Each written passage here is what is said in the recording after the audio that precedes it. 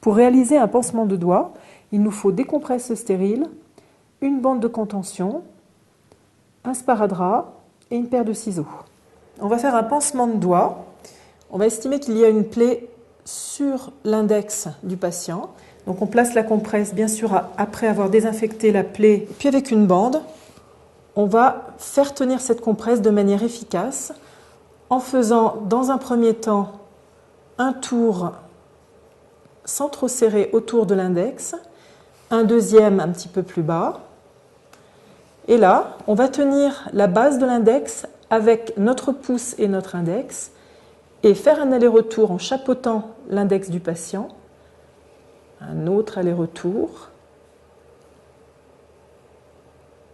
Et on va venir fixer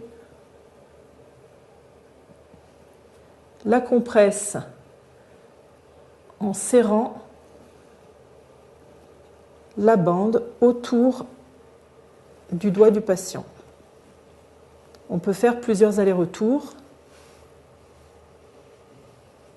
Bien sûr, ne pas faire de garrot pour qu'il y ait une circulation du sang en permanence au bout du doigt.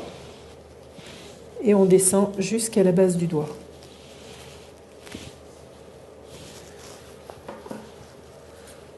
On va couper, car la bande est bien trop grande, et fixer avec un sparadrap.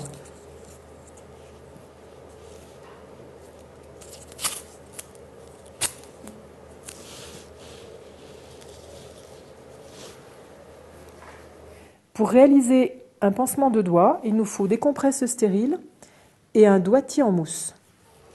Il existe un autre type de pansement, ce qu'on appelle un doigtier, qui va nous permettre de fixer la compresse de manière beaucoup plus simple. Voilà, donc on va placer cette compresse après avoir désinfecté la plaie au niveau de l'index du patient et appliquer le doigtier sur l'index du patient.